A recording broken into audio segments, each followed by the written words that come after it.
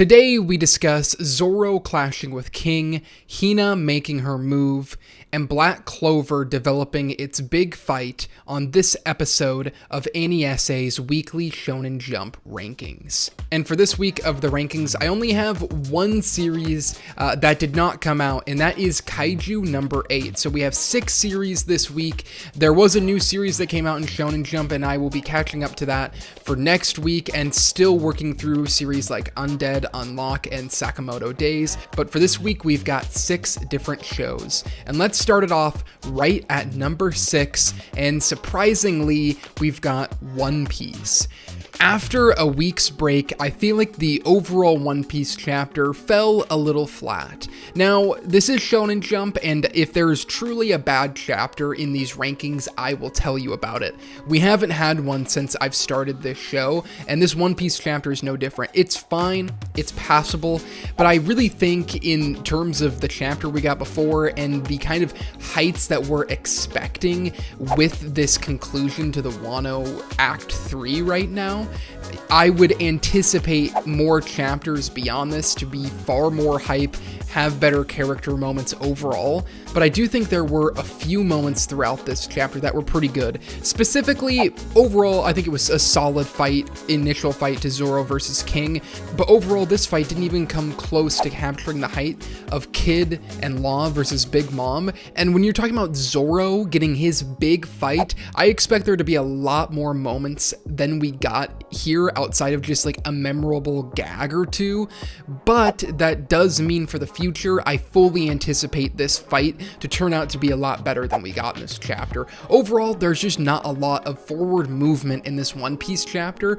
and that's why, especially when it's in the climax of its arc, things should really be moving here, and for the chapter to just feel like, especially with Zoro versus King, that's definitely why it reaches the number 6 spot on this list, even though 3 weeks ago it had the number 1 spot. Then moving to number 5, we have PPPPP.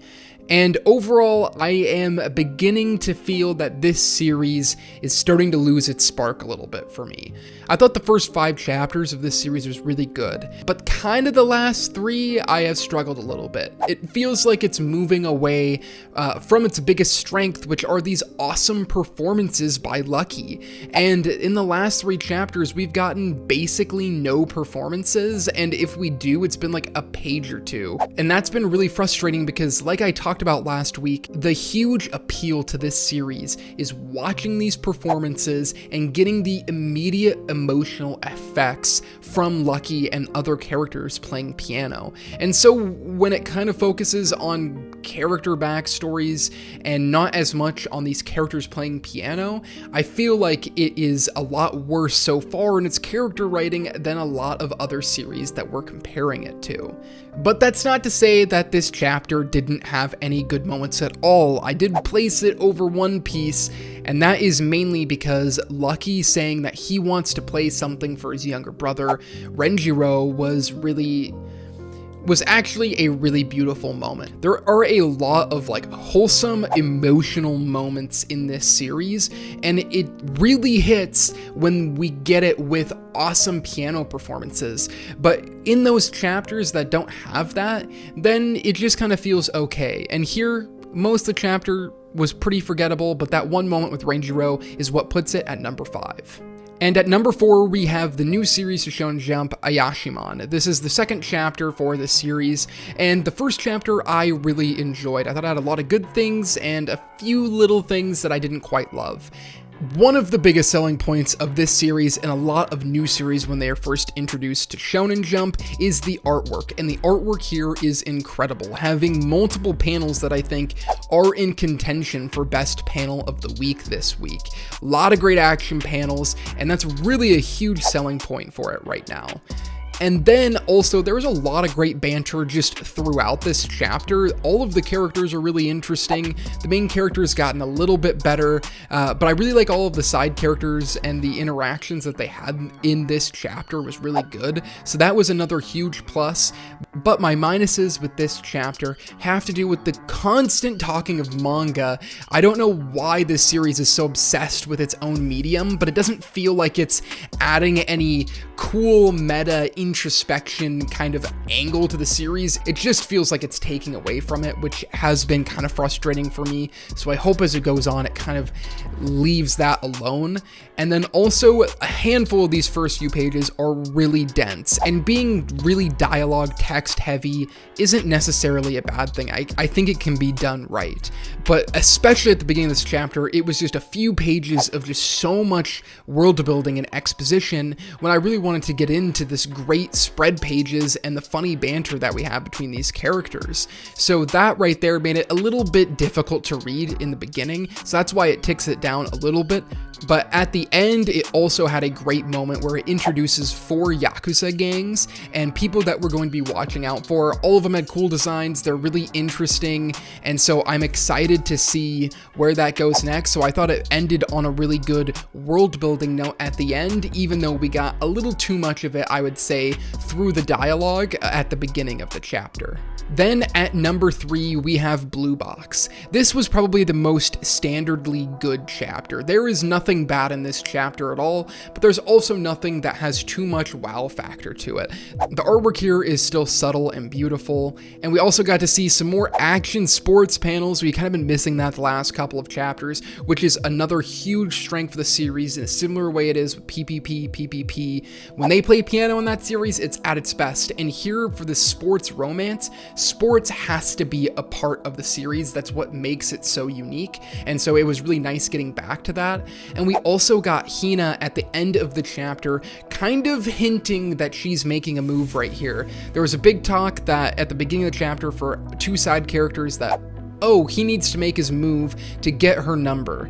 And then at the end of the chapter, we see Hina make her move against Taiki, and I cannot wait to see how he responds to this. And so overall, I thought the Blue Box chapter was really good. Still no unreal moments that we had, I would say probably about a month and a half ago in this series, but obviously there's still a lot to like here. And then at number 2, we had Black Clover. And I think the thing that stands out here immediately is just how absolutely good the artwork is. The artwork in Black Clover has been peaking for a while in the series, and this chapter was no exception. And now that we're getting into more big fights, the artwork looks incredible. I particularly love the last panel with how their castle looks. It just is drawn beautifully and feels different than it's been drawn in the past. And also the second level of the underground is an absolutely stunning panel. And I think that's the biggest thing that Black Clover had going for it, but this battle was hype. We have a lot of big players and side characters that I actually care about being back here.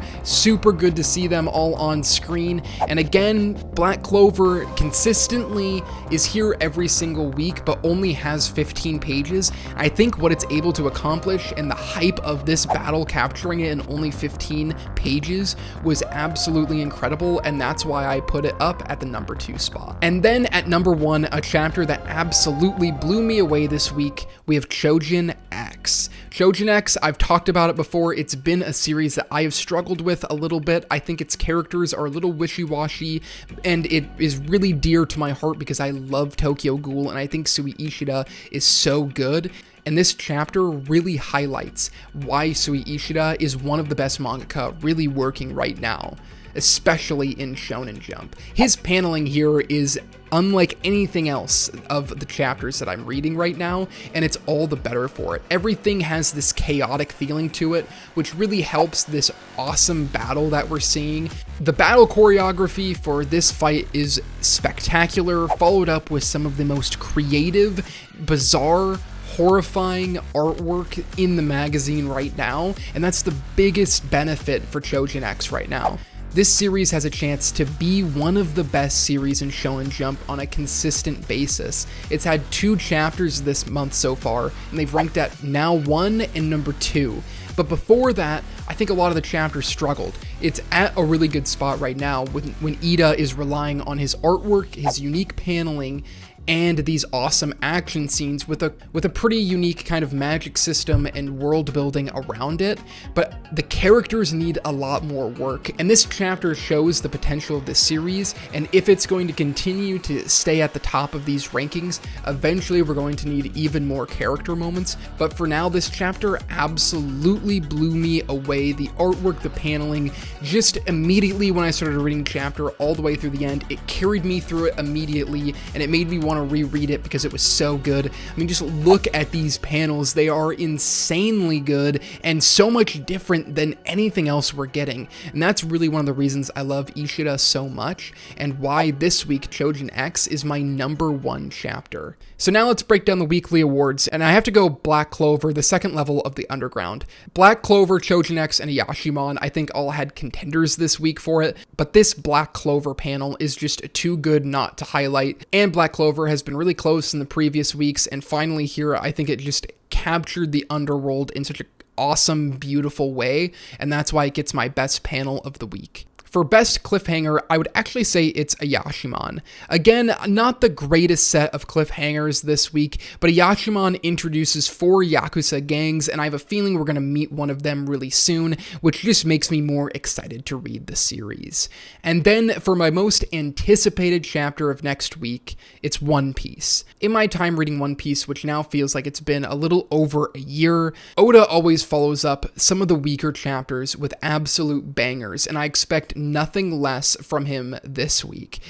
And this chapter wasn't bad, but in comparison to what we've been getting from One Piece, it just makes me more excited to see what kind of things we see next week. So those were the weekly awards and the rankings. Let me know what was your favorite chapter this week. And again, I'm in the middle of reading Sakamoto Days and Undead Unlock, so name some other series that you might want me to read outside of those. I'm hoping to catch up to those before the end of the year, but as the end of the year comes, I have a lot of other projects I'm working on, so I'm trying my best to get through them as quickly as possible. And also for the next episode of the series, it will be the monthly recap, where I'll break down some of the statistics about what chapters did well that month, and what chapters I want to see improvement from. And that will be something that I'm trying to do every single month, and then once we get a year in, we'll have a whole award show for the Year of Shonen Jump series.